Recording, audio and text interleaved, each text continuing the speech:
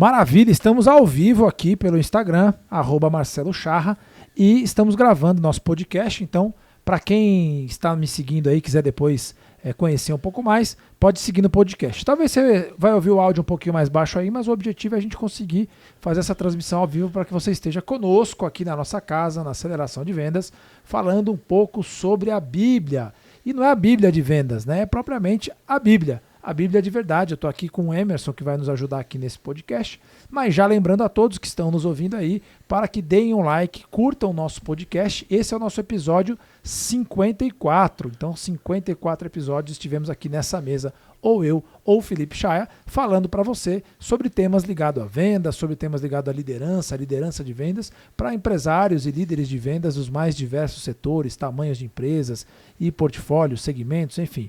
A gente estuda aqui bastante vendas e a nossa ideia é compartilhar um pouco isso com todos vocês. Estou aqui com o Emerson. O Emerson vai contar um pouquinho pra gente, né? O Emerson é nosso Key Account, está aqui com a gente há quanto tempo mesmo, Emerson? Já vai para quase 2 anos, né? Quase 2 anos. Guerreiro Emerson aqui, que já tem o conceito de antifrágil embutido no próprio fisiotipo, né? Já falamos disso, de antifragilidade. Mas eu queria que você contasse um pouquinho, Emerson, como é que você chegou até aqui. Antes disso, como é que foi a sua trajetória até você se deparar com vendas? Onde você nasceu? Como é que você cresceu? Como é que é a sua história antes de você virar vendedor? Tudo antes de você virar vendedor. Legal, bacana. Prazer aí, Marcelo, estar com você aqui, com o time, ao vivo também dessa vez. Bom, vendas tá no sangue, né? Alguns dizem, né? Mas eu diria que vendas, ela entrou na minha vida quando eu comecei a trabalhar com meu pai, né? Meu pai, ele sempre foi uma pessoa muito falante, extrovertida, né? E em uma dessas ele estava atendendo um cliente dele. Meu pai, ele faz artefatos, cintos, carteiras. E a gente estava ali em São Miguel, ele foi atender um cliente dele, já amigo dele, inclusive ele já foi até pastor dessa pessoa por um momento. E tava ele junto com o filho dele e eu com meu pai, né? Então, pai e filho junto ali dos dois lados. Meu pai negociando com o pai dele e eu e o menino conversando, né? Meu amigo Vinícius. E aí naquele dia quando eu tava conversando com ele, eu lembro que a gente, criancinha ainda, 11, 12 anos, brincando como crianças, e aí o pai dele olhou pro meu pai e falou: olha, o meu filho, o Vinícius, ele tem talento para administração, viu? Rapaz, ele é esforçado, ele separa aqui tudo, a loja bonitinho, ele chega na hora, organiza tudo bonitinho. E aí ele encheu o peito orgulhoso, né? E aí eu lembro que quando o meu pai ia se referir de mim, eu falei: pronto, vamos ver o que vai vir, né? Aí meu pai falou assim: pra isso aí o Emerson não tem engano pra isso aí não. Aí eu lembro que esse meu amigo, ele riu da minha cara, né? Falou: nossa, Emerson, você não presta pra nada, que não sei o quê. E aí meu pai, ele olhou assim, mas ele falou: olha, se tem uma coisa que eu acho que o meu filho ele se daria bem, seria pra vendas. Porque ele dialoga bem, ele consegue persuadir e tudo mais. Aí eu olhei pro Vinícius e falei: opa, tem uma coisinha aqui que eu sou bom, né? E aí eu lembro que desde este tempo, então, eu vi isso como um ponto forte meu, né? Às vezes a gente sempre procura, às vezes, pontos fracos para desenvolver, né? Mas quando a gente encontra um ponto forte, a gente tem que se apegar a esse ponto, né? E eu acredito que foi um ponto inicial para entender um pouco do que é essa coisa de vendas. Legal, maravilha. Então ele te abençoou com as vendas, então, né? Foi. Quer dizer, te abençoou a ser vendedor, que coisa boa. Profetizou, enfim. Profetizou. Essas são algumas das palavras que a gente vai falar hoje aqui. E aí a ideia, Emerson, você contar pra gente, então, como é que foi assim? Então você contou um pouquinho de como é que você chegou em vendas, né? Quer dizer, você já estava indo com seu pai nas lojas, etc e tal, a gente depois aprofunda um pouquinho mais. Mas como é que é a sua história em relação à Bíblia, em relação ao Evangelho, em relação a essa sagrada escritura aí? Como é que você teve o primeiro contato? Como é que isso surgiu na sua vida, na sua família? Show. Como eu disse, meu pai já foi pastor, né? Acabei de citar aqui, e ele já vem também de uma linhagem, né? Meu avô foi pastor, meu bisavô também. Isso da parte do meu pai, mas da parte da minha mãe também teve esse lado. Então, como dizem, né? Nasci no berço evangélico, como alguns podem dizer. E, claro, né? Como toda criança, frequentando escola dominical, frequentando espaços de ministração da palavra de Deus. Então, já é um ambiente que eu me habituo, já cresci nele, né?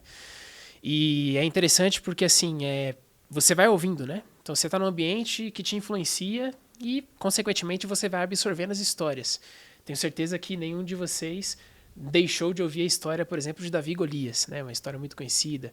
Ninguém deva ter deixado de falar para você a respeito de um homem tão sábio como Salomão, um homem tão forte como Sansão, por exemplo, né? E também, isso não podemos deixar de falar de Jesus, né? Esse homem também que marcou. Então eu cresci ouvindo essas histórias. Mas como toda criança que cresce também no meio da igreja, né? Às vezes até no começo não valoriza isso, né? Porque, enfim, tá no dia a dia inteiro, né? Hoje eu me deparo com pessoas que nem conhecem um pouco dessa história. E eu fico, né, tipo, poxa, é algo que tá tanto no meu dia a dia, elas não sabem disso. Então eu me senti no dever de compartilhar isso. Apesar de a gente estar num país como o Brasil, né, onde o IBGE fala aí de que o cristianismo cresceu para mais de 40% da população, né? Então isso é um número expressivo, mistura assim, né, catolicismo, espiritismo no meio disso, mas tudo isso está ali junto. Mas ainda assim muitas pessoas não sabem dessa verdade, não sabem da mudança que isso aqui pode trazer na vida das pessoas, né? Então eu compartilho entendendo de que isso é impactante e me fez crescer nesse sentido.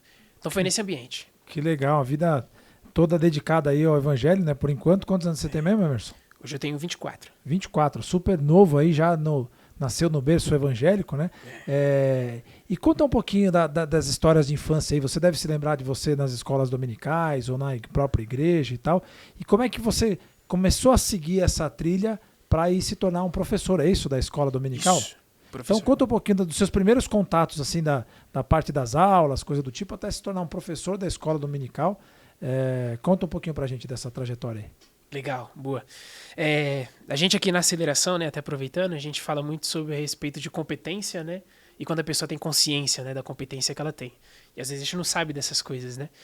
E eu lembro que uma vez eu participei a gente tem um curso na igreja que se chama curso batismal, que é o ato de você mergulhar nas águas, né, você, como diz, morrer para o mundo e nascer para Deus, né, novamente, como uma nova criatura. E tem um curso ali que você passa, né. Meu curso era de 3 dias, era um por semana, e quando eu passei nesse curso foi engraçado, porque o pastor naquela época ele falou, poxa, você conhece muito da Bíblia. Tipo, qualquer Tem uma pergunta prova, que eu é isso? lanço uma espécie de prova, exatamente. Então ele faz a aula ali, a dinâmica, ele vai interagindo com os alunos e no final tem uma prova. Mas durante as aulas ele já percebeu, cara, você vai se dar muito bem nessa prova, porque você pegou muito do conteúdo. Você também, né, filho de pastor, né, cresceu na igreja e tudo mais, ele falou pra mim, né. Mas eu pensei, poxa, eu não sabia que eu sabia tanto. Ele perguntava assim, número 12 na Bíblia, eu 12 apóstolos, número 7, em 7 dias Deus criou o mundo. Então tudo isso estava já embarcado dentro de mim, então eu era um competente inconsciente, ainda não tinha consciência disso, né? Um competente inconsciente, Inconsciente, né? exatamente. Legal. Então quando eu comecei a tomar consciência disso, eu falei, poxa, eu tenho muita coisa dentro de mim que nem eu sei, então eu preciso descobrir, revisitar tudo. E aí foi nessa que eu fui lendo a Bíblia mais vezes, né? Porque você só na escola dominical você ouve e vai assimilando. Agora você pega o livro e você lê, você vai mais a fundo, né? Você vê coisas que às vezes nem os professores que te ensinaram te passavam. Uhum. Assim como tudo na vida, né? Sim. Não só na Bíblia, claro, livros e tudo mais. E aí foi quando eu comecei a falar, cara, vou começar a compartilhar isso. Vou começar a colocar meu ponto de vista, vou começar a frequentar esse espaço. E aí foi quando começaram a ver que eu tinha uma capacidade para falar, olha, tem como você começar a ensinar adolescente, tem como você começar a ensinar jovem. E aí começaram a dar ali os meus primeiros passos, né? Me dar uma oportunidade para falar durante 1 hora sobre a Bíblia. E aí com essas oportunidades eu fui desenvolvendo. Claro que no começo, né, como todo vendedor, eu tinha muita coisa na boca para falar e parecia que eu não tinha falado nada, né? Mas depois você vai calibrando o pitch, né, o discurso e acaba entrando e dando certo. Foi assim. Puxa, que legal. E uma coisa que quando a gente fez a entrevista com o Emerson para ele entrar aqui na aceleração de venda foi muito curioso, né? A gente admira aqui algumas questões, por exemplo, o esporte, por exemplo, a religiosidade, a religião, e de imediato já deu para ver que ele tinha uma característica muito forte, que era a questão da disciplina. Eu acho que tem uma coisa que tanto o esporte quanto a religião, quando praticada aí na sua profundidade, ela traz essa questão da disciplina, né? Verdade. Isso nos chamou muita atenção logo de imediato que a gente conheceu o Emerson, e foi até um dos fatores, né? Porque ele é um esportista, já vamos falar disso, mas também é um cara de muita disciplina, de muita resistência e muita resiliência, né? E aí eu queria saber, Emerson, onde é que, né, pegando essa palavra disciplina, assim, se tem algum trecho da Bíblia que você consegue lembrar, assim, quando fala assim disciplina, ou alguma passagem que você pode trazer pra gente que traz essa questão da disciplina, da importância da disciplina para tudo nessa vida, né? Uhum. Legal. Disciplina realmente é essencial e a Bíblia fala muito sobre isso, né? Então, a gente vai ter provérbios para falar sobre isso. Jesus, ele tem diversos nas suas parábolas para falar sobre isso. Mas tem uma coisa que me chama a atenção, é que Jesus ele fala, por exemplo, né, de que quando você ouve um conselho, né, e ele dá esses conselhos, ele fala, né, que se você ouvir a minha palavra e você a praticar, você será como um sábio que construiu a sua casa em cima da rocha, né? E é interessante que ele fala que a rocha, ela vai manter essa casa, porque vai vir tempestade, vai vir trovões, e essa casa ela não vai cair. Por quê? Porque ela está firmada sobre a rocha, né? Jesus fala também que se a pessoa ouve essa palavra, mas ela não a pratica, esse também construiu sua casa. Só que não foi na rocha, foi na areia. Aí a tempestade vem, os raios destroem ela, e grande é a sua ruína, né? Grande é a sua queda. Então uma coisa que me chama a atenção nisso, e que tem a ver com disciplina, é que, primeiro, tanto o sábio como o tolo, nessa parábola de Jesus, eles ouvem a palavra de Deus, né? Então conselho dos seus pais, conselho do seu mestre, conselho do seu líder, tudo isso você vai ouvir, todos vão ouvir. Agora, quem ouve e pratica é quem está construindo a casa sobre a rocha. Quem ouve, e como diz, né, entra no ouvido e sai do outro, esse vai deixar passar e vai estar construindo a casa em qualquer lugar, menos na rocha. E a tempestade também vem para todo mundo, né? Sim. A luta vem para todo mundo, né? Então, crise financeira vem para todo mundo, qualquer coisa, fome vem para todo mundo. Né, a gente está aqui em 2024, a pandemia veio para todo mundo, né?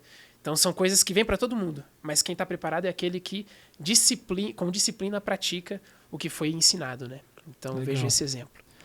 Acho que também a palavra disciplina traz uma coisa interessante, que é muito a questão do hábito, né? Então, quando você tem vou chamar aqui de mau hábito, ou talvez um vício, né? Você está disciplinado a fazer uma coisa errada com frequência. Perfeito. Né? Então a palavra disciplina talvez traga um pouco para os hábitos positivos que a gente pode ter, né?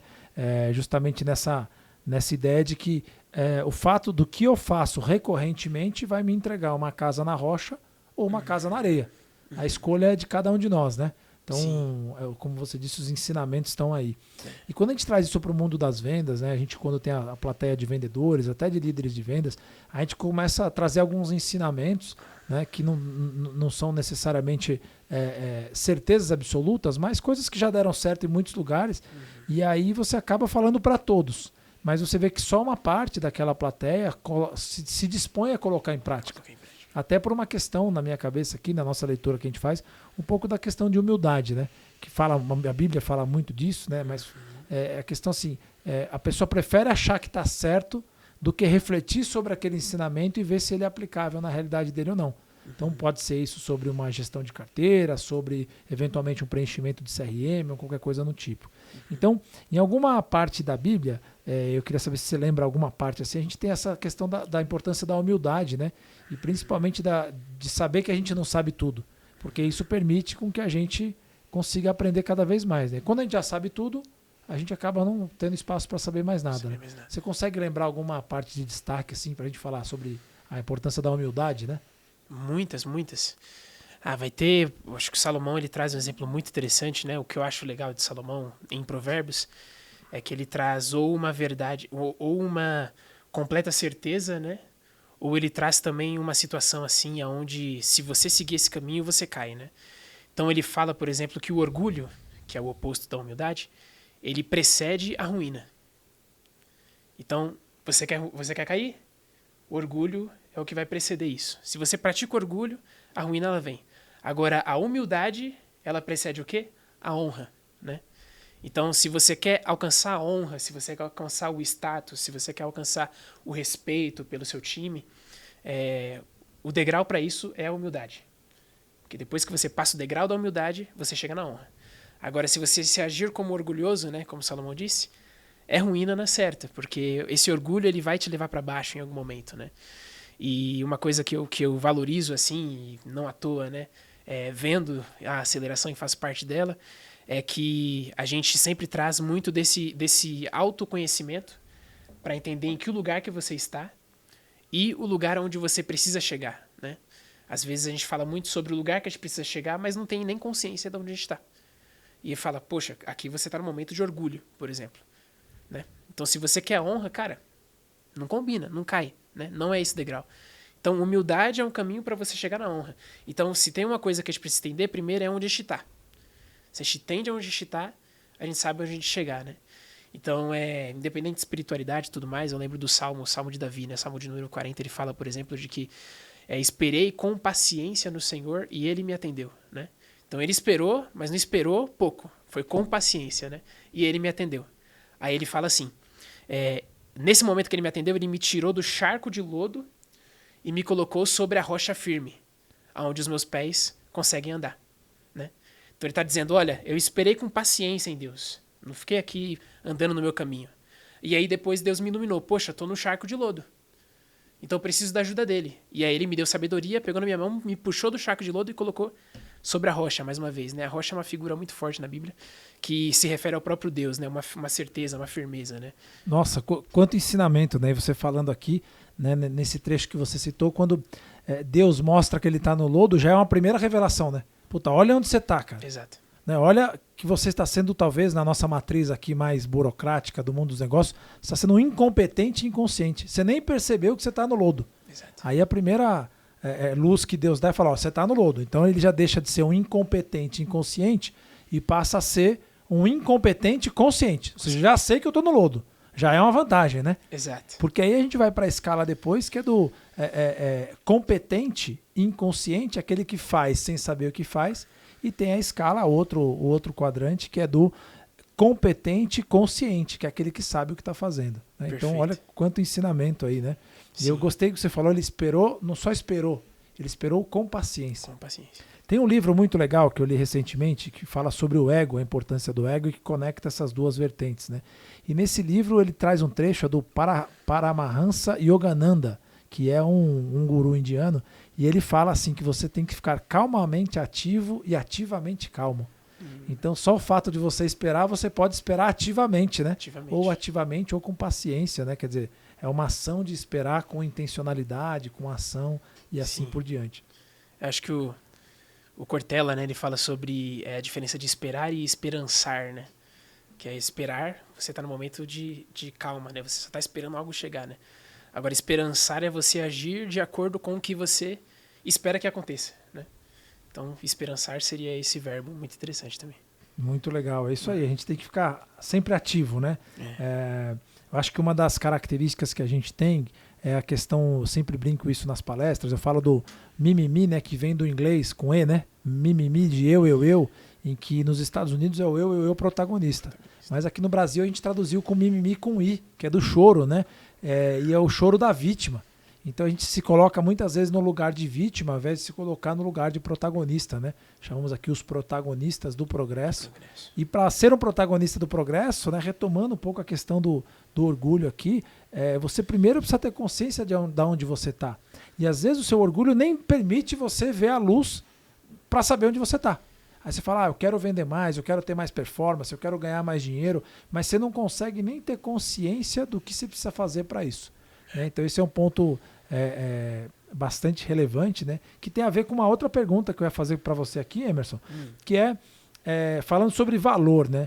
E aqui, antes de falar dessa pergunta do valor, muitas pessoas usam as palavras da Bíblia, e eu tenho visto um fenômeno novo, interessante, novo não, mas enfim, pelo menos mais recente para mim, que os jovens em geral, um tempo atrás, né, pelo menos era a minha percepção, talvez eu esteja enviesado, mas acho que não, não falavam muito de Jesus Cristo, de religião, mesmo católicos, evangélicos, não tinham muito essa tranquilidade para defender a bandeira. E hoje a gente vê, por exemplo, algumas pessoas famosas, tipo o Thiago Nigro e outros, né, que falam em nome de Jesus, falam em nome de Deus, Bíblia, etc. e tal, mesmo sua religião, né, se tornam evangélicos publicamente, trazendo isso mais à tona. Antes de fazer essa pergunta de valor, que vai ser a minha próxima pergunta, como é que você vê esse movimento dessas pessoas assumindo essa identidade e dizer, cara, eu sou evangélico, eu sou cristão, eu sou católico, eu sou espírita, enfim, como é que você vê? Será que eu que sou mais velho que você aqui um pouquinho mais, tô com uma percepção equivocada ou você sente isso também no dia a dia, na mídia, enfim, na internet? Ah, não, faz total sentido. Era mais... As pessoas tinham um pouco mais de vergonha de falar a respeito, né? Eu penso que assim, eu acho que talvez possa ser até vejo nessas pessoas um certo bloqueio, né, que foi desbloqueado, e talvez possa ser até um bloqueio de alguém que vai assistir esse podcast, por exemplo, né? As pessoas vão falar de Bíblia, de religião, com vendas, o que isso tem a ver? E assim, a gente vê que na história, não só dessas pessoas, mas assim, da humanidade, né? Esse conhecimento, ele foi retido, né? Por um bom tempo, né? Então, além de ter essas pessoas que são orgulhosas a ponto de não querer desenvolver no conhecimento, elas também não querem que outras pessoas tenham acesso ao conhecimento. Uhum. Então, acho que esse é um pecado assim muito grave, né? Inclusive, o profeta Oséias, ele fala, né, de que o meu povo perece por falta de conhecimento. Então, se o meu povo ele está passando qualquer situação física, emocional, financeira ruim, é por falta de conhecimento, né? E aí, esse conhecimento ele foi muito privado durante muito tempo, não à toa, né? A gente tem na história a marca ali da Idade das Trevas, o iluminismo que abriu muito disso, né? E aí tinham até os chamados contrabandistas da Bíblia que pegavam e falavam, não, vou traduzir a Bíblia para nossa língua, não vai ficar só em latim, vamos levar para todo mundo. Então, assim, são pessoas que tiveram acesso a esse conhecimento, se libertaram de uma prisão e elas querem levar essa liberdade para outras pessoas. Que às vezes até a própria Bíblia, algumas pessoas usam para prender essas pessoas, né? Jesus, quando ele falou sobre essas pessoas, por exemplo, ele falou, cara, vocês são como pessoas que têm a chave para a porta da salvação, não abrem a porta e ainda jogam a chave fora. Então você tem conhecimento da salvação, né? Nesse sentido, do plano, e não compartilha isso, né? Então eu acho que é um erro que tem a ver com a humildade, esses pontos de conhecimento, que às vezes a gente retém muito conhecimento pra gente e não quer compartilhar com as pessoas, né? Ou quando quer compartilhar, e a gente vê bastante, felizmente, né? Compartilha por um alto preço, né? Quando o próprio Jesus também falou que aquilo que você recebeu de graça você tem que dar, né? E tem certas coisas que a gente gasta muito tempo, né? Faculdade, conhecimento, né? Que você pagou e aí você pode cobrar por aquilo. Mas as pessoas invertem os fatores, né? Então eu penso assim que todo esse movimento não tem a ver só com o guru que está falando sobre aquilo, por exemplo. Mas é como que aquele conhecimento abriu a mente dele para isso. E o que mais me fascina, Marcelo, e a gente já pôde compartilhar isso também, é de que as pessoas que têm sucesso em vendas, no empreendedorismo, né? Essas pessoas elas já praticam, já têm uma prática que já estava na Bíblia há muitos anos. Sim. Né? Inclusive, eu acompanho um pouco do Thiago Nigro e ele fala muito sobre isso, né? Vou pesquisar o sucesso de todas as pessoas do mundo, as pessoas mais bem-sucedidas do mundo, e encontrar um padrão de comportamento dessas pessoas. Aí você vai lá e lê a Bíblia e fala, poxa, tá aqui. Já estava aqui há muito tempo, né? Então, assim, a profundidade que esse livro tem e o conhecimento que esse livro tem, ele liberta em todos os aspectos. Às vezes as pessoas pensam só do lado espiritual, né? Mas, poxa, quantas pessoas que eventualmente podem até ser salvas espiritualmente, mas estão presas, né, na sua realidade emocional, né, estão presas a alguém, estão presas financeiramente, são limitadas financeiramente. Então existem alguns limites também físicos que esse conhecimento está aqui aberto para a gente poder se desprender e se desenvolver. Então se eles hoje encontram esse espaço, é porque eles falam, poxa, antes eu tinha vergonha, agora eu não tenho, porque isso realmente mudou minha vida, então eu preciso compartilhar. E não à toa a gente está aqui também falando um pouco disso, né? Claro, putz, super legal, né? E talvez alguns mais incrédulos, vamos chamar assim, ou aqueles talvez que não acreditem na Bíblia, etc e tal, eu concordo super com o Emerson, da gente separar a mensagem do mensageiro. Então é possível que tenha algumas pessoas que usem a Bíblia de forma a eventualmente persuadir, ou talvez até, vou usar uma palavra forte aqui, enganar outras pessoas em benefício próprio. Pô, isso acontece em todos os lugares do mundo, não só com a Bíblia. Mas atrelar isso à Bíblia seria dizer que um livro que há 2000 anos está aí até hoje, seria dizer que o problema está no livro, sendo que o problema então estaria na ferramenta. Né? Quando eu dou uma faca para uma pessoa, ele pode usar para fazer uma boa sopa, né, cortando os legumes, ou pode usar para fazer alguma maldade. Então eu colocar e julgar a ferramenta, né, a mensagem, ao invés do mensageiro, talvez eu me coloque numa posição de uma eventual ignorância sobre o que está sendo dito aqui, no caso, a Bíblia, né? Porque quando eu pego uma frase, por exemplo, né, esquece religião, religiosidade ou qualquer coisa assim, conhecimento liberta. Se você pegar qualquer estudo, você vai ver que as pessoas que estudam mais ganham mais dinheiro do que aquelas que não estudam. Perfeito. Né? E quando eu falo estudar, não é ter diploma só, é o cara que se dedica mais. O cara pode ser um comerciante, eventualmente sem nenhuma faculdade, etc. e tal, mas ser um grande estudioso da vida. Nós temos vários exemplos desse aí. Né? Então, quando a gente fala conhecimento liberta, que é algo que a Bíblia traz para a gente, é uma frase que é difícil de você refutar. Mas às vezes no nosso orgulho, né, na nossa vaidade, especialmente em times comerciais, a gente vê muito isso, até pelo perfil comportamental da maioria dos times, a gente vê muito essa questão do orgulho. Porque saindo um pouco da Bíblia, mas indo para a teoria, né, eu sempre cito lá o Edward Deming, né, que ele vai lá e fala do ciclo PDCA de 82 mais ou menos, ou você pega o Fayol, o Taylor, René Descartes há 500 anos, o cara vai lá e fala, isso não funciona para mim. Você fala, cara, o negócio tem 500 anos, velho. Assim, há uma teoria provada cientificamente por todo mundo, mas você acha que você é especial, que é melhor que todas as universidades do mundo e que o conhecimento do cara que é válido há 500 anos é pior do que o seu. Só porque você acha. Aí você talvez seja um incompetente inconsciente, né? Fica a dica. E aí quando a gente pega um livro que tem 2000 anos, com palavras que até hoje tocam muitas pessoas e promove muitos, vou chamar aqui de milagres, né? Ou muitas mudanças comportamentais, e a gente simplesmente ignora, passa a dizer mais sobre a gente do que sobre o livro. Porque quando a gente diz sobre a Bíblia, né, ele vai dizer assim, mas não serve. Talvez não sirva para você e está tudo certo, e você não é obrigado a concordar e nem gostar. Mas é importante que a gente respeite as grandes obras, né, para que a gente possa pelo menos não se passar como uma pessoa sem conhecimento. Né? Uma vez que a frase conhecimento liberta, ela é para mim uma autodefinição dela mesma, independente se estiver na Bíblia ou qualquer outra fonte de conhecimento e tudo mais. Né? E aí falando sobre conhecimento, o Emerson, eu trouxe uma Provérbios 16 aqui, que fala assim, melhor é adquirir a sabedoria do que ouro, melhor é adquirir a inteligência do que a prata. E aqui me preocupa às vezes o uso dessa expressão, porque alguns podem usar o pé da letra, né? Pô, então legal, então se eu vender a minha casa e comprar um curso, quer dizer que vale vender minha casa e comprar um curso?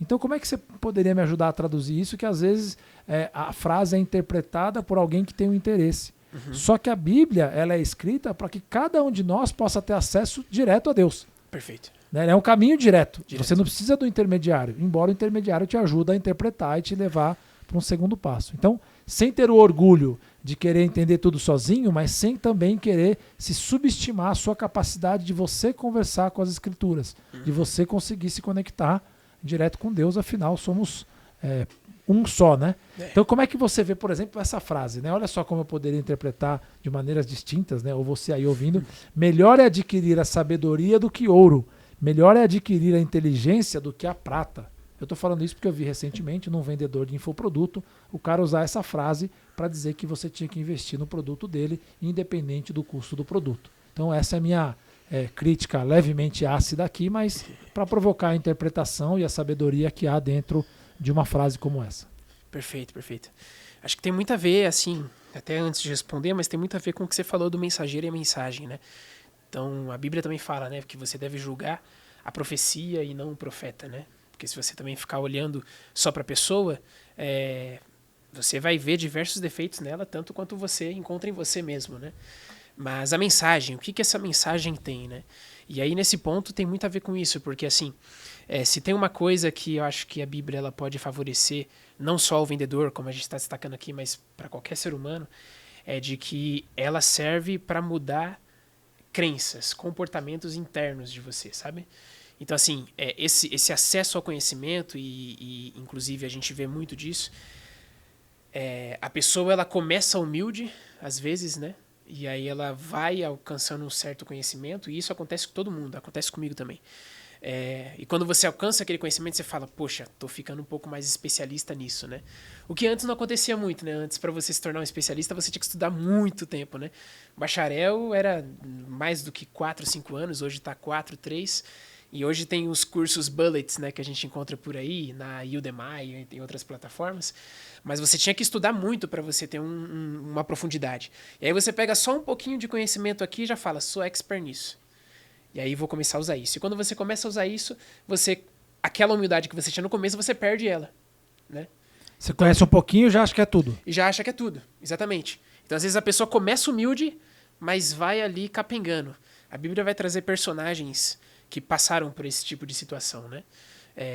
Vou trazer só um exemplo rápido, mas a gente pode falar de Saul, por exemplo, que foi o primeiro rei de Israel, um cara fisicamente mais avantajado.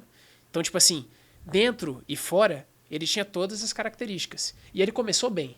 Mas aí depois ele começou a perder a humildade, a ponto de pensar de que ter o profeta Samuel, por exemplo, né, ao lado dele era mais importante do que ter Deus do lado dele. Né? Aí ele já começou a substituir as coisas e ele perdeu o reinado dele e o fim dele foi trágico. Né? Na guerra ele perdeu os filhos dele e ele mesmo se suicidou. Então, assim, um fim trágico. Mas uma outra pessoa que veio em contraste dele, né, foi Davi, que foi uma pessoa que serviu a ele, inclusive.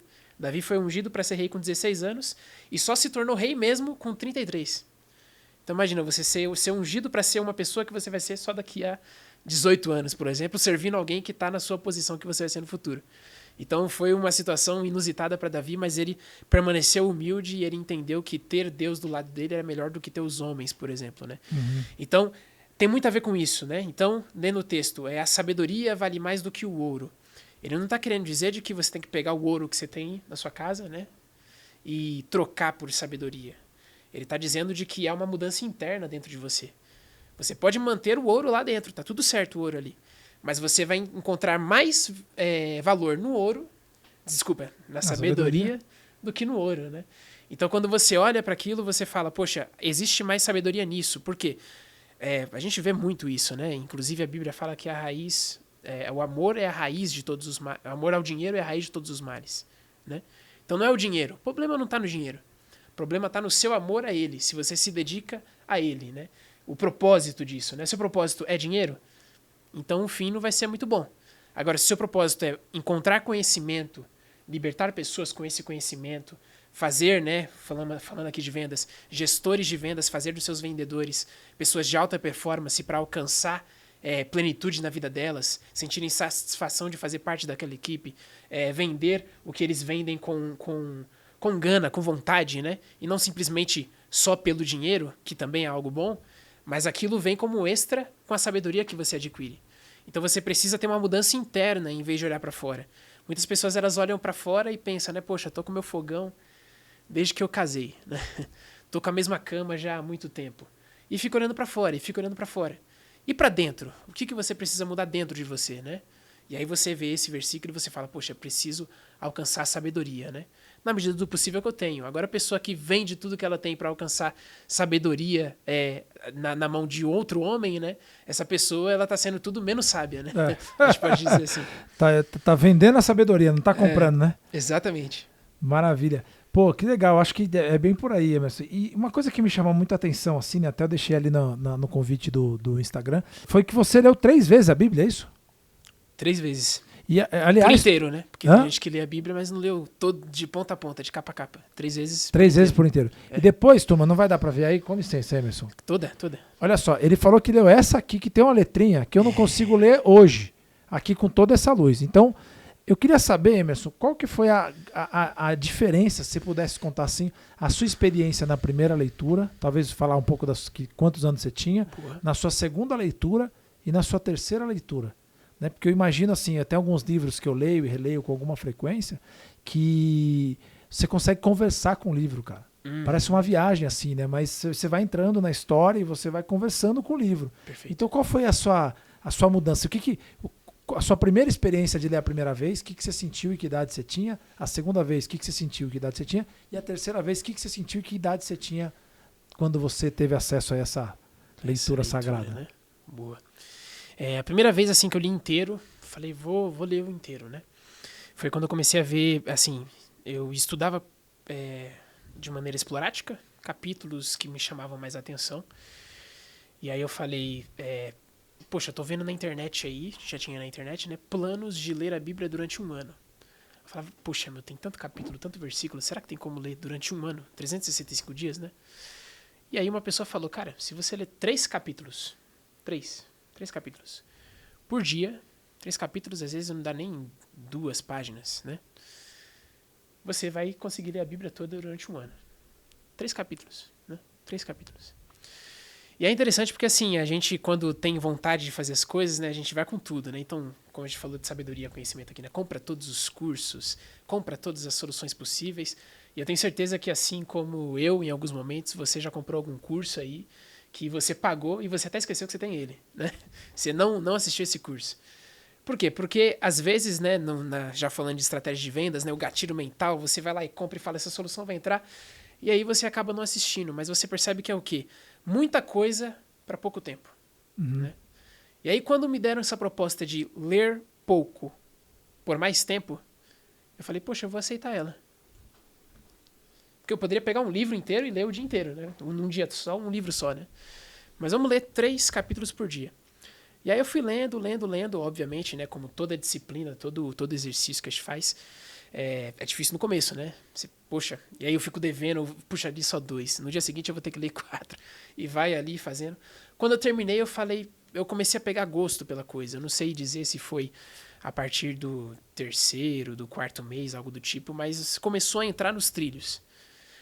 Isso eu acho que eu tinha por volta de uns 14, 15 anos, mais ou menos.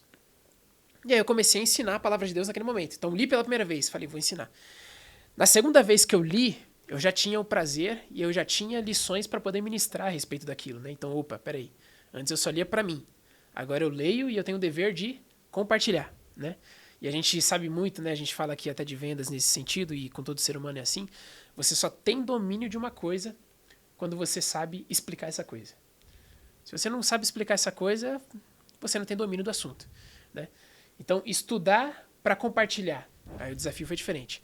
Eu vou ler tudo, já sei mais ou menos por onde que eu vou percorrer e você começa a ver isso do que o Marcelo falou. Opa, aqui tá diferente, esse texto tá diferente, né? E é interessante que a Bíblia em si, ela é um livro muito antigo, né? Então imagina, a gente está aqui no Brasil onde a gente fala a língua portuguesa, mas a Bíblia, ela foi escrita em 3 idiomas diferentes, praticamente. A gente está falando de hebraico, de aramaico e de grego, né? E depois eu descobri que 20% da língua portuguesa é composto por grego. Você acredita nisso? O pessoal às vezes até fala, né? Tá falando grego comigo, né? Uhum. Mas não, 20% da língua portuguesa é composto por palavras gregas, né? Principalmente na medicina, tudo mais. Psicologia, por exemplo, né? Estudo do psique, né? Uhum. Então a gente fala muito sobre essas coisas. Mas aí eu comecei a ver outras traduções, né? Então essa aqui, por exemplo, é uma tradução, King James, o nome dessa tradução. A gente tem João Ferreira de Almeida, e essa João Ferreira de Almeida passa por atualizações, por versões. E aí você começa a pegar as palavras diferentes, você vê que tem, opa, isso aqui, pensei que na primeira leitura eu pensei que significava isso. Mas depois você vê que significa outra coisa mais profunda. E aí você vai comparando as versões e vai lendo com mais atenção. Então, assim, existe a diferença de você ler discorrido e a diferença de você ler com atenção, né? Então, na leitura discorrida, você pode pegar um livro como esse aqui e pegar e ler tudo, só ver os pontos, visão, diligência, tudo o que esse livro fala. Depois você passa pela segunda vez, você passa por um refinamento. E na terceira vez, né, eu acho que eu já tinha já por volta de uns 18, 19, eu fiquei um tempo sem ler a Bíblia por todo, porque eu já conhecia ela como um todo, e eu comecei a ler livro por livro. A coisa mais interessante da Bíblia é que, primeiro, talvez alguns não saibam, né? Mas a Bíblia, a palavra Bíblia significa biblioteca, biblos, biblioteca. Então ela não é só um livro, elas são 66 livros. E nesses 66 livros tem uma cronologia. Então quando você lê de ponta a ponta, ele tem um sentido cronológico, até chegar a um determinado ponto. Então, né, de Gênesis a Apocalipse, de capa a capa. Quando você vê a cronologia, você vê como certos comportamentos se repetem. E aí você vê a aplicabilidade da Bíblia de uma forma interessante. Porque você vê que, apesar da tecnologia, apesar da transformação que a gente passa, apesar da ciência que se multiplica, né? A Bíblia já falava sobre isso. Sobre inteligência artificial, a Bíblia já falava. Tudo que a gente vê hoje, que para os nossos pais, né, é tão de outro mundo, a Bíblia já falava. E aí você começa a ver isso e você começa a ver que esse livro, apesar de ser antigo, ele tem coisas que vão acontecer daqui para os próximos anos. Então, 2050, 3000, 4000, se a gente chegar até lá, todos esses anos que se passam, a história ela vai se repetir. O comportamento é o mesmo, apesar das mudanças de tecnologia, né? Então, esse é um ponto muito interessante, que existe algo aqui que é eterno. Uma lição que é eterna, né? E um comportamento que a gente precisa seguir. Então, na terceira leitura, eu falei, poxa, tem um negócio aqui bem diferente, né?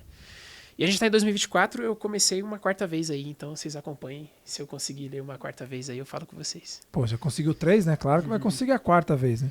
Pô, que legal, Emerson. Isso fala muito aqui de um outro trecho aqui que eu separei, né? De Mateus 24, 13. Persistência, né? Ele fala sobre persistência. Mas aquele que perseverar até o fim será salvo. E o que eu acho muito louco dessas frases, muito louco, é que é uma frase simples, né? Mas aquele que perseverar até o fim será salvo.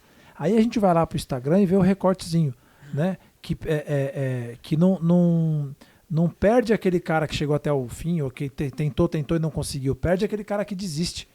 Então, como esses ensinamentos vão sendo passados em outras formas e etc, né? Assim, com outras palavras, né? Cada um ali assina a sua forma, mas no fundo a mensagem está na Bíblia 24:13, Mateus.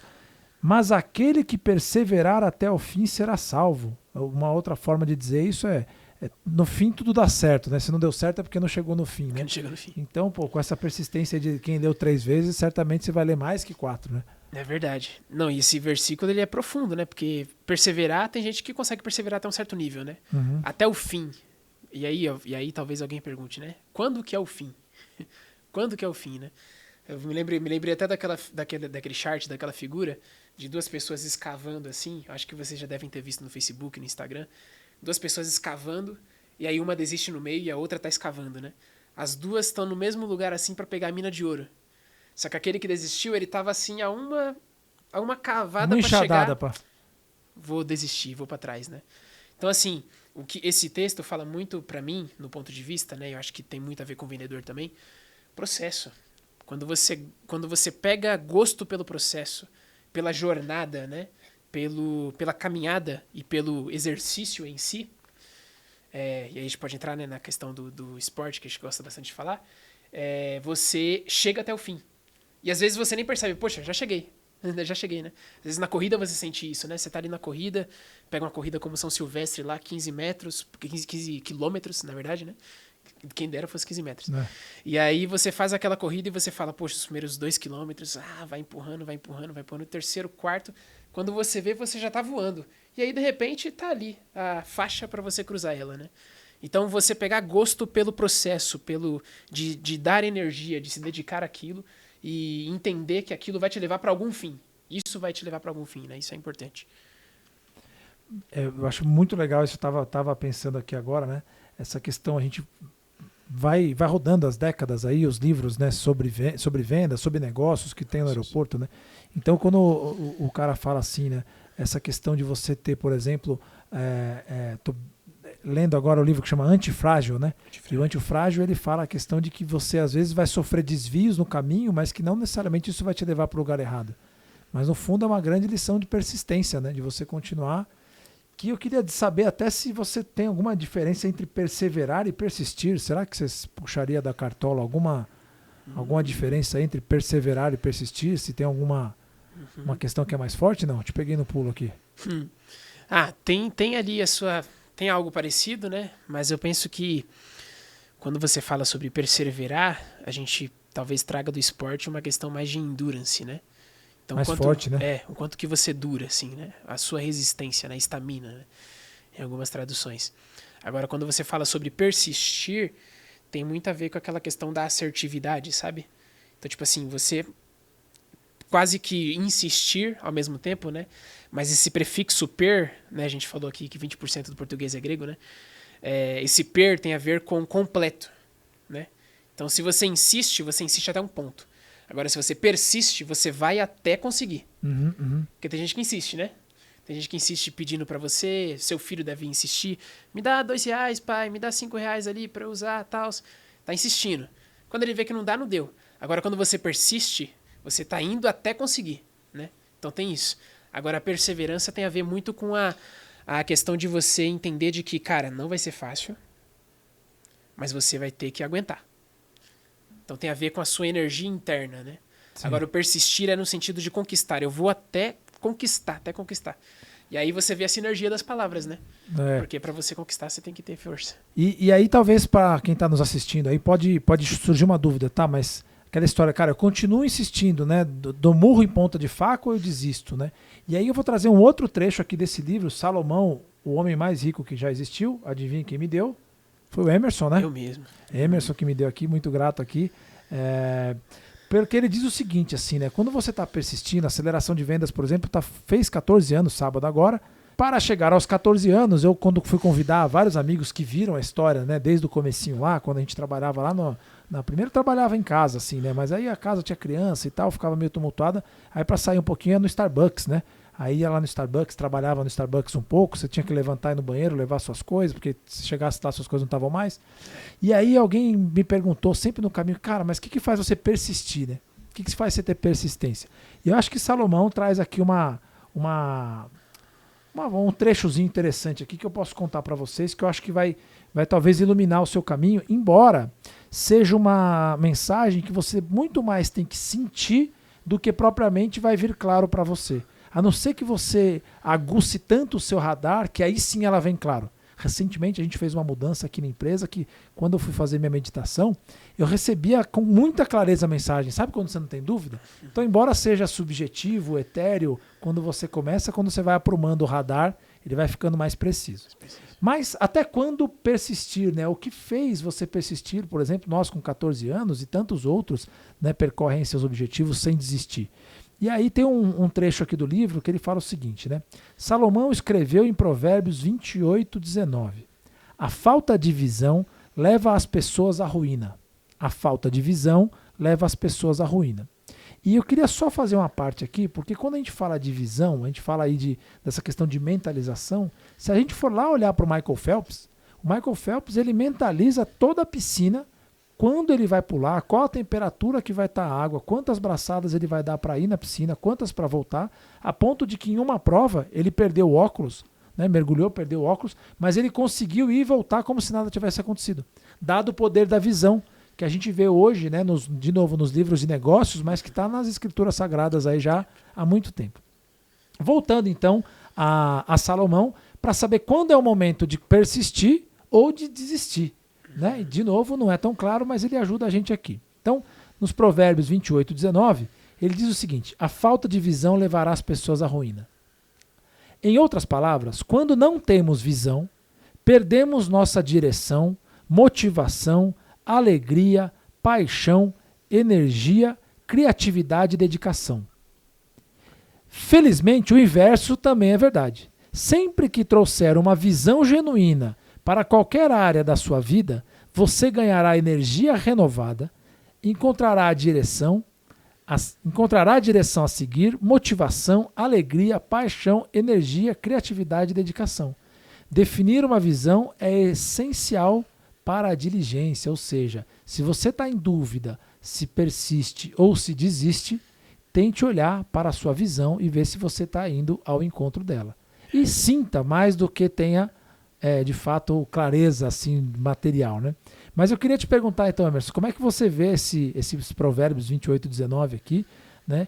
E ele fala, então, reforça, definir uma visão essencial para a diligência. Queria que você falasse da visão e dessa palavrinha aqui, diligência, que eu sei que você tem uma explicação boa para ajudar a gente. Então, por que é importante ter uma visão, no olhar aqui de Salomão, para que a gente não desista, né? E qual a importância da diligência nesse processo?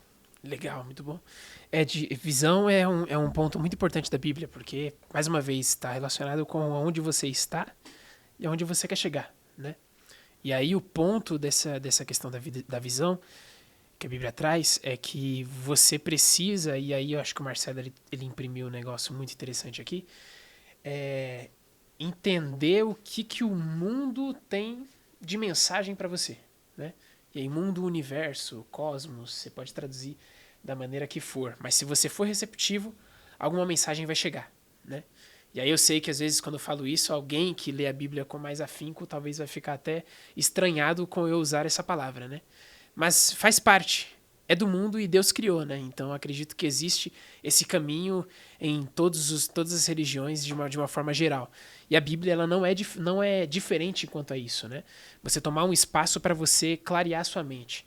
O que eu percebo assim é que as pessoas elas andam, e a Bíblia também narra sobre isso, né? Pessoas que andam assim sem visão, literalmente, né? E aí elas perdem todo esse apetite para a vida, que é o que o Stephen Scott, que escreveu esse livro, fala sobre, replicando o que Salomão disse. Então, quando você alcança uma visão, isso é o que vai trazer motivação, vai trazer energia, né? E a gente vê e a gente divulga muito isso, né? Até por conta disso, essa é a razão, uma das razões da qual a aceleração existe, é de que existem líderes, por exemplo, que não sabem o que os motivam. E pior, os vendedores percebem isso, né? Então, se o vendedor percebe que o líder dele não sabe o que o motiva, quanto mais o vendedor ali na área dele, né? Ele fala, poxa, se o meu líder tá perdido, quanto mais eu, né? Tá barata na linha de tiroteio, né? A gente poderia dizer dessa maneira. Então, assim, visão é algo muito importante. De fato, sem visão, isso te leva pra ruína. A questão é que as pessoas, elas estão andando sem parar pra pensar o que elas estão fazendo. Esse é um ponto. Então, no impulso, você vai fazer aquilo que tá aos seus olhos, debaixo dos seus olhos. E um provérbio que Salomão fala, né? Ele fala assim, que o homem, quando ele anda de acordo com de acordo com os seus caminhos, né?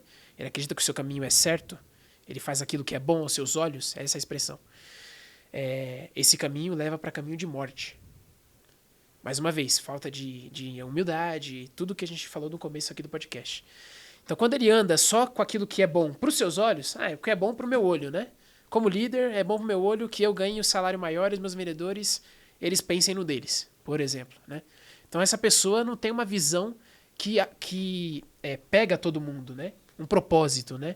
Um além, como a gente costuma dizer aqui no alinhamento neurológico. Então, o que isso tem a ver? Tem a ver com que você traga uma visão com que todos que estão ao seu redor sejam favorecidos. E não uma visão só segundo os seus olhos, né? E aí Salomão também tem um outro provérbio que ele diz que assim, na multidão de conselhos, há sabedoria. Volta. Vai. Muito bom. Na multidão de conselhos. Então, na multidão de conselhos, há sabedoria, né? Então veja, se você está numa roda onde você tem você e umas 6 pessoas, digamos assim, e você pede um conselho, na multidão do conselho, há sabedoria. Então, assim, vão ter conselhos que são fora da caixinha, né? Que você fala, poxa, não, isso aí não se aplica nunca, né? É aquilo que a gente chama de brainstorming, né? Então, a gente traz as ideias, assim, que são muito factíveis para aquele problema e ideias que, não vou nem jurar com a verdade, vou lançar essa ideia, né? E, às vezes, ela não tem nada a ver com a solução que você quer construir. Mas está lançado. E aí, Salomão fala, na multidão de conselhos, há sabedoria. Então, o que ele está querendo dizer o quê? De todos os 100 conselhos que você vai escutar, você precisa olhar com muita atenção aonde tem sabedoria. Então, de 10 conselhos, um se destaca. Um cai como luva. Você sabe que você comentou isso aí, a gente fala muito de mastermind, né? Até para quem não sabe o que é mastermind, é um conceito que o Napoleão Hill criou, que ele cria um grupo de pessoas e cria uma mente mestra, né? E no fundo, essa mente mestra, vamos dizer assim, 10 empresários sentam ao redor de uma mesa para resolver um problema, e aí cada um vai dando uma opinião sobre aquele problema, e aí me fez lembrar isso aí, né? Na multidão de conselhos, há sabedoria. Sim. Então, em breve também teremos um mastermind aí, aproveitando para fazer um jabazinho aqui. E vamos seguir aqui que o papo tá bom, e eu tô muito feliz porque quem tem equipe tem tudo, né? Então o Emerson tá aqui na frente das câmeras, a Isa e o Alvinho aqui atrás das lentes, mas sem eles nada estaria acontecendo. Boa. Eu acho que nesse ponto da visão é isso, né? Assim, só para concluir. Sim. É de que a gente pensa que visão é só aquilo que está sobre a gente, né? Então você tem que correr atrás da sua visão, corre atrás da sua visão. Mas quando você busca sabedoria nos conselhos, você busca a visão de outros. Sim. Né? Olha que interessante, né? Que eu tinha separado aqui antes de você começar a falar disso. Fala sobre o egoísmo aqui, né? Todo homem é reto aos seus próprios olhos. Meu pai dizia que é o seguinte, bom senso, todo mundo tem o seu, né? Todo mundo acha que o seu bom senso é melhor que o do outro, né? Porque é o seu, né? Então ele fala aqui, né? Todo homem é reto aos seus próprios olhos. Provérbios 21:2, né? Naturalmente vivemos defendendo nossos interesses, explica aqui o autor, né? Se não escolhermos mudar o foco para o bem-estar do próximo, estaremos simplesmente atendendo apenas ao nosso ego e aos nossos desejos. Deixamos de ver o impacto que essa atitude terá no nosso futuro ou na vida das outras pessoas. Salomão sugere que nós perguntemos qual seria a atitude mais proveitosa para todos os envolvidos. Né? Tirando um pouco dessa questão do ego, isso me faz lembrar muito uma questão cultural que a gente vê, por exemplo, no Japão. Né? No Japão, todos aí vão se lembrar que quando eles deixaram o estádio, eles limpavam o estádio aqui no Brasil, na Copa do Mundo. Né? Eles limpavam para deixar o estádio tão limpo quanto eles chegaram. E isso é uma atitude que, vamos dizer, poderia ser lida como um egoísmo se eles estivessem talvez fazendo aquilo pelo que eles acreditam, né? Então, dentro do egoísmo deles, ajudar o próximo, deixar o estádio tão limpo quanto ele chegou, egoisticamente falando do lado do ponto de vista deles, isso é interessante, né? Aqui a gente sai do Réveillon nas praias aí e vê como é que as praias ficam, né? Então tem uma questão cultural nisso tudo também, de pensar no próximo. Às vezes não é só uma questão de egoísmo, né? Mas também uma questão de cultura. Sim. Mas, ô Emerson, me diga lá, cara, dessas 3 vezes que você leu, qual é o principal trecho que você mais gostou, que você fala assim, se eu pudesse separar só um, ó que petulância, né? Separar um trecho só, mas se você pudesse escolher um trecho que você leu dessas 3 vezes que você leu a Bíblia, aí, qual que é o trecho que você fala, esse aqui pra mim é o que todo dia eu leio e pratico? Legal. Tem muita coisa, mas eu vejo assim, muito na questão também, na humildade, né? Fala-se muito a respeito de como se chegar a Deus, né? Então a gente às vezes não acredita de que Deus ele chega pra gente, né? Então a gente sempre tem que ir atrás, e é muito do que o Marcelo disse, você lê e você já tem um acesso direto, né? Então um versículo que me chama a atenção, por exemplo, é do meio-irmão de Jesus, que ele escreveu, né? O nome dele é Tiago, e ele escreve no capítulo 4, versículo 8, né? Achegai-vos, chegai a Deus e ele se achegará a vós, né? Então existe um passo seu que precisa ser feito e Deus, ele também dá o passo dele. Então ele tem total interesse em querer participar do nosso dia a dia, inclusive nas vendas, né? Onde a gente pensa, por exemplo, de que a gente não é muito assistido, né? Tô ali fazendo meu corre, pegando meu carro, indo visitar tal cliente, o meu gestor não tá vendo, e eu tô fazendo coisa aqui que só Deus que tá vendo, não é possível, né? E aí você pensa que você tá sozinho, mas Deus ele tá ali querendo participar com você, né? E Jesus ele traz muito dessa ideia de que o que você faz no secreto, Deus vai te honrar no público, né? Então às vezes a gente pensa muito de que a gente tem que fazer para todo mundo ver, e aí quando todo mundo vê, aí que você vai ter, né, o voto, você vai ter o cara é bom mesmo, tá todo mundo vendo. Então, às vezes você faz para ver, né, para todo mundo ver. Mas e quando você faz só para Deus ver, né? Tem até o ditado, né? Esse aí você fez para Deus ver, né? Tem gente que fala isso. Mas você faz assim, fora da presença do seu líder, do seu gestor. Mas você faz aquilo, porque você sabe que vai dar resultado e tudo mais. Deus vê e ele vai te honrar em público, né? Porque você fez para ele, em secreto, né? Então, quando você se achega a ele, ele se achega a você. Esse é um passo que envolve muito o que algumas pessoas às vezes até deixam de falar da Bíblia, que sim, existe um passo de Deus e ele faz. A gente acredita nisso. Mas tem que ter um passo nosso também, né? Então fala muito sobre soberania divina, né? Como Deus ele é soberano sobre tudo. Mas falta um pouco de responsabilidade humana, né? Então falta a responsabilidade humana. Então dá um passo. Se você der um passo hoje nas suas vendas, e às vezes até colocar Deus, é interessante assim, só um corte rápido. Eu já participei de empresas nas quais eu tive muito contato com o líder, né, com o dono da empresa, né? Então isso me fascina muito. Eu acho que até um ponto a gente discute muito, né? Se tem uma diferença entre você ser vendedor e você ser empreendedor, né? A gente fala muito a respeito disso, né? E eu pesquisei muito isso ontem, inclusive, e vendo assim que o empreendedor ele precisa ser vendedor, mas o vendedor ele precisa ser também empreendedor, né? Que se o vendedor não for empreendedor, ele vai empurrando com a barriga a meta e tudo mais, e ele não vê o alcance, né? Tem muito a ver com isso que você falou, do que é bom para os próprios olhos e não é bom para os demais, né? E aí, essa questão do empreendimento, e você tá perto de líderes, eu já participei de lideranças masculinas e femininas, sem nenhum demérito aqui. Eu já vi uma mulher, por exemplo, que ela falava, Deus, entra nas minhas vendas. Ela falava isso. E chegava mesmo, ela tirava ali e fazia um voto com Deus, algo do tipo. E ela falava, olha, eu vou fazer o meu trabalho, eu vou fazer o meu espaço aqui, vou conversar com a cliente, vou chegar num comum acordo com ela, vou chegar no valor que chega bom para ela, vou parcelar em quantas vezes forem necessárias. Mas Deus, passa na frente. Por quê? O que eu faço tá na mão. Então na negociação eu tenho que me preparar, eu tenho que fazer o que tiver ao meu alcance. O que tiver ao meu alcance eu vou fazer. Agora o que tiver fora do meu alcance, é só Deus que pode fazer algo do tipo, né? E às vezes a gente esquece disso, né? Esquece de que a gente tem esse espaço, esse lugar com Deus, dele vir trazer algo bom para você que vai fazer bom para várias outras pessoas, né? E eu vejo que o Marcelo ele fala muito a respeito aqui dentro e também me fascina a questão da nossa obra, né? Essa aqui é a nossa obra. A aceleração de vendas é a nossa obra. E você faz parte também dessa obra, né? E a gente dedica para construir isso. A gente se dedica para construir isso. Isso faz do meu papel, além de vendedor, além de um key account, qualquer nome que possa dar para mim, faz eu parte disso. faz eu um possível sócio disso, né? Construindo isso junto com quem está na frente. Então, quando você entende que isso faz parte, poxa, eu não vou fazer bem só para mim, só para o meu comissionamento, só para o bem da minha saúde financeira, mas é para o bem da empresa. Se a empresa estiver bem, eu estou bem.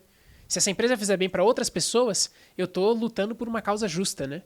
Então, isso é um princípio que a Bíblia carrega muito. E quando você já chega a Deus, Ele vem com você. Você não fica desamparado, sabe?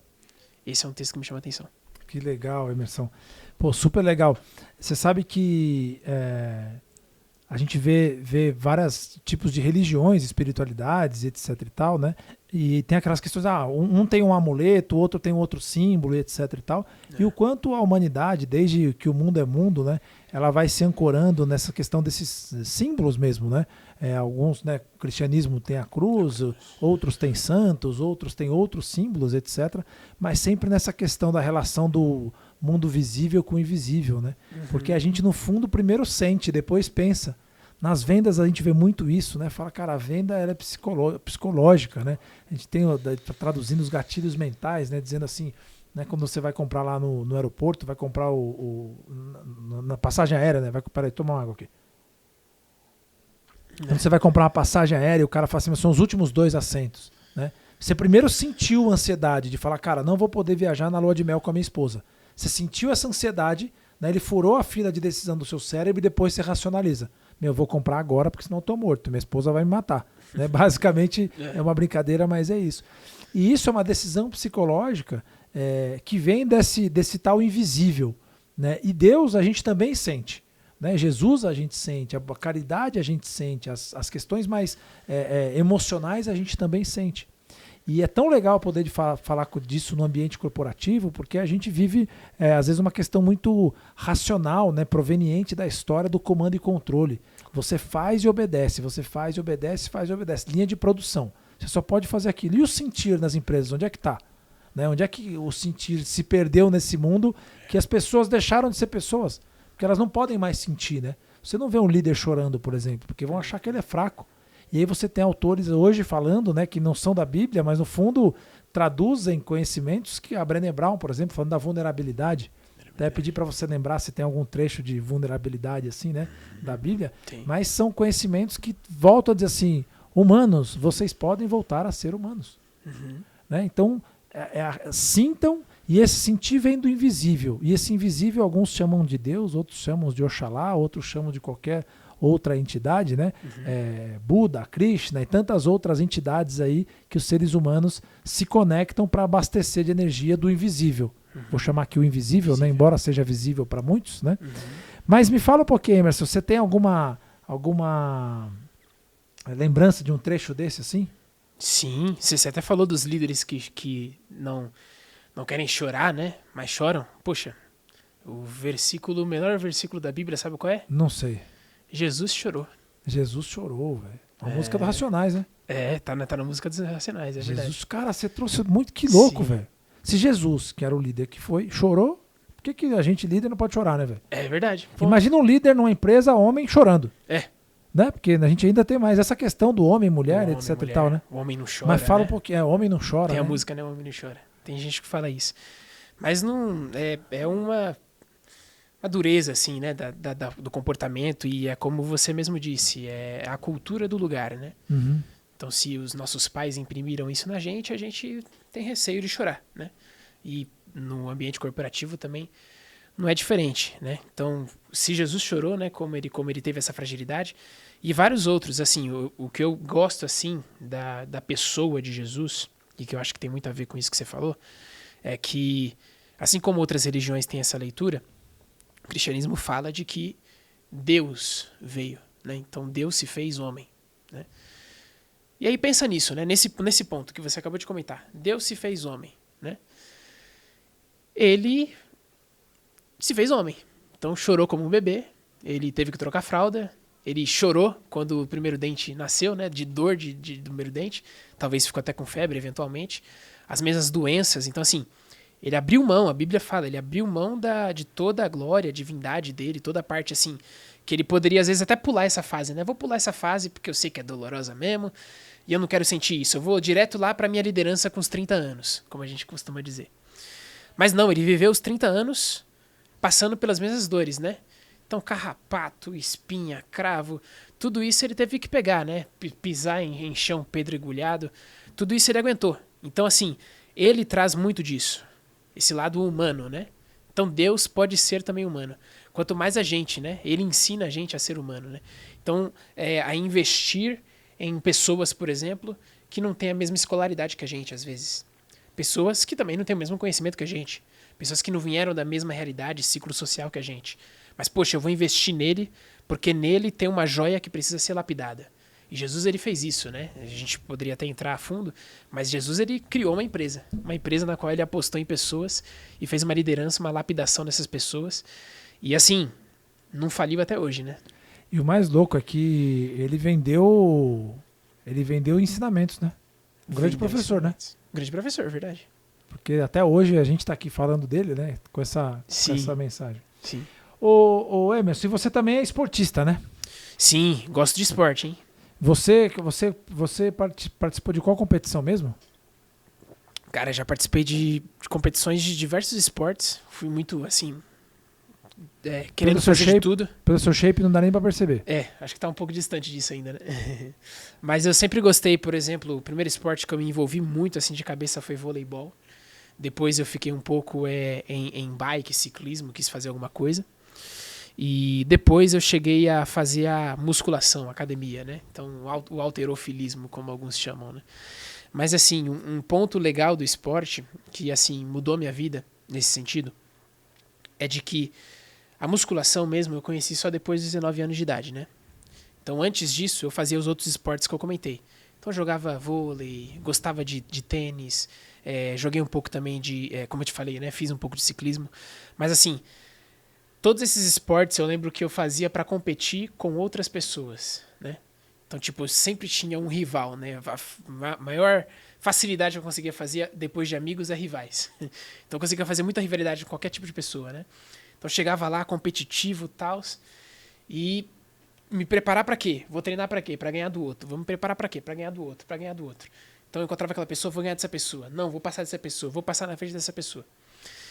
E aí, quando eu dei uma parada e foquei um pouco no profissional, né, fiquei um pouco parado e tudo mais, falei, poxa, não dá, cara, ficar sem esporte assim, não consigo ficar, me mexo desde criança, né, não consigo ficar parado.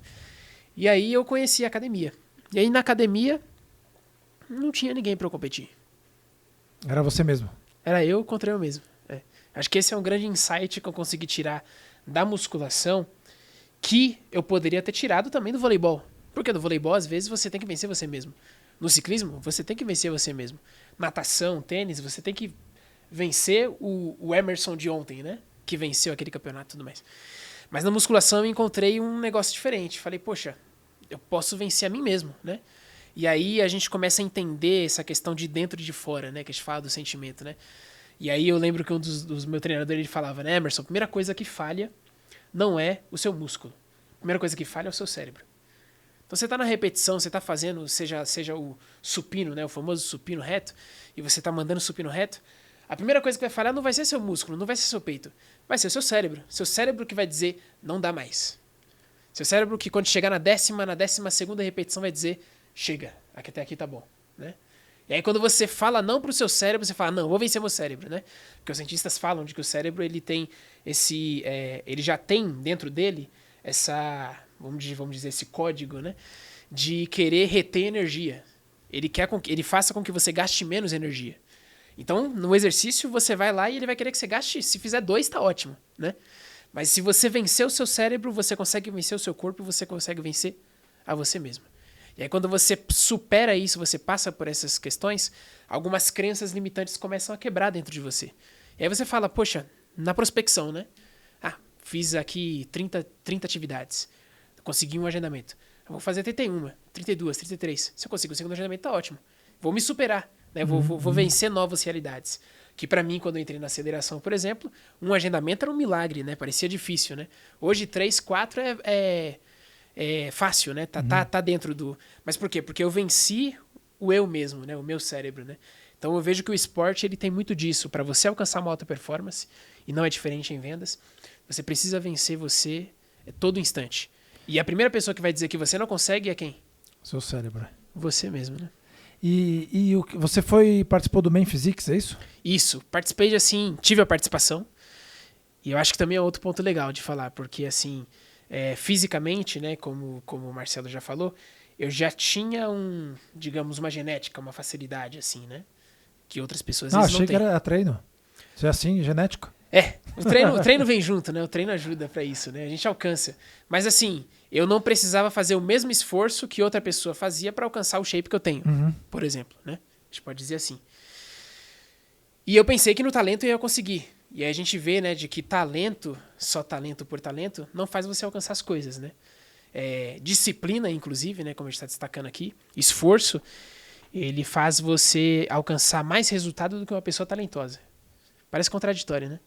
Mas eu senti isso no esporte. Eu falava, poxa, eu vou tentar. As pessoas... Na verdade, eu nem ia tentar. Acho que era uma crença limitante, né? E as pessoas olharam pra mim e falaram, mas você tem talento, você tem físico. Cara, por que você não tenta? Eu fui e eu vi pessoas com outro físico muito maior, né?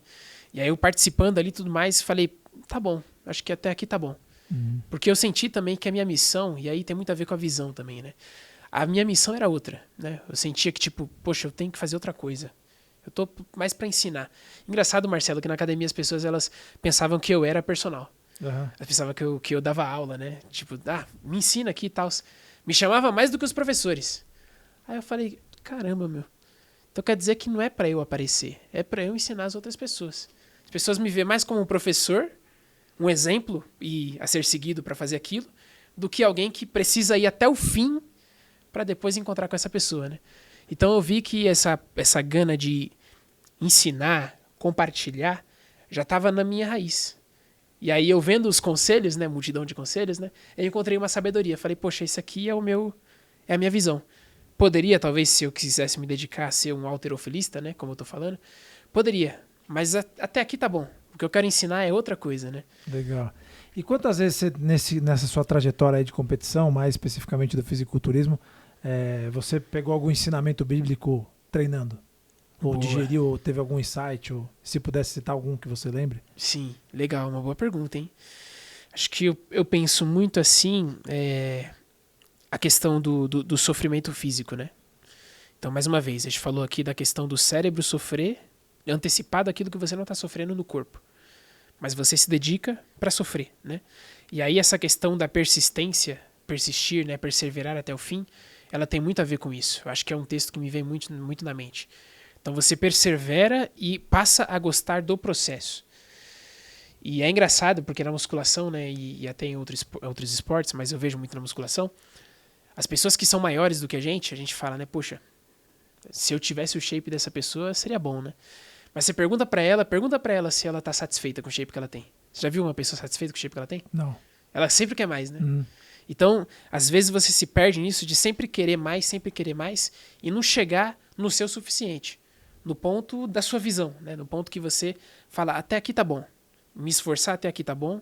Até aqui me leva aonde eu preciso ir. Consigo ter saúde para alcançar determinadas coisas e tudo mais. Então, a questão de perseverar, ela tem muito a ver com isso, mas também tem muita questão de você entender até onde vai o seu limite. E aí você consegue administrar melhor a sua força. Então, a perseverança, ela tem muito a ver com isso. Legal. E pra gente ir pra nossa reta final aqui, uma resposta rápida, a primeira que vem do seu coração. O que responder para aquele cliente que não responde o seu WhatsApp? Rapaz, Biblicamente falando. Bíblia, tem que ter Bíblia para isso aí, hein? Então vamos lá, o cliente ligou desesperado, ô Emerson, eu preciso de uma proposta assim, assim, assado e tal, aquela proposta que dá um trabalho de 2 horas para você preencher e tal.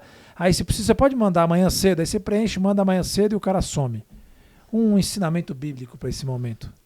Cara, eu vejo que o negócio é você descansar. Acho que tem muito a ver com descanso isso, né? Não, Porque... biblicamente, tem que ser uma frase, Jesus chorou. Tipo, e é bíblico, E descanso é bíblico. É bíblico? É bíblico. Aí, ó, então vamos a nessa. Bíblia fala sobre qual que é a hashtag? Vou perguntar de novo aqui para ficar bom no corte, hein?